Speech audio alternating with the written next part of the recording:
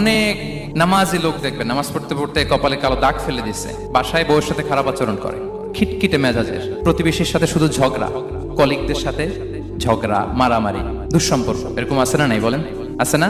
কিন্তু নামাজি, অনেক বড় হাজি, একদিনও কোরআন তেলাওয়াত মিস হয় না। তো এত আবাদত করেও সে ইসলামের আসল এসেন্সটাকে ধরতে পারেনি। বিষ্ণু বললেন সবচেয়ে বেশি জান্নাতে প্রবেশ করাবে যে দুটি আমল, একটি হচ্ছে তাকওয়াল্লাহ, আল্লাহর ভয়, আরেকটি হচ্ছে উত্তম আচরণ, সর্বোত্তম আচরণ। তো আমরা যেন উত্তম আচরণের অধিকারী হই, আমার স্ত্রীর সাথে যেন ভালো আচরণ করি, প্রতিবেশীর সাথে যেন ভালো আচরণ করি, ছেলে মেয়েদের সাথে যেন আমাদের অ্যাটিটিউডটা ভালো থাকে, আচরণটা ভালো থাকে, কলিগের সাথে যেন ভালো থাকে। বিশ্বনবীর আচরণ যেমন ছিল তেমন আচরণ যেন আমরা গড়ে তুলতে পারি। আওয়াজ করে পড়ুন আমিন। সুনানে আবু দাউদের এক বর্ণনা বিষ্ণু ইসলাম বলেন, খুব চমৎকার একটি হাদিস, মনোযোগ দিয়ে শুনুন। তিনি বলেন, আনা যাইনুন বিবাইতিন ফি রাবাদিল জান্নাতি লিমান তারাকাল মিরাআ ওয়া ইন কানা মুহিক্কান। আমি ওই ব্যক্তিকে জান্নাতের আঙ্গিনায় একটা ঘরের গ্যারান্টি দেই যে ব্যক্তি তর্ক করা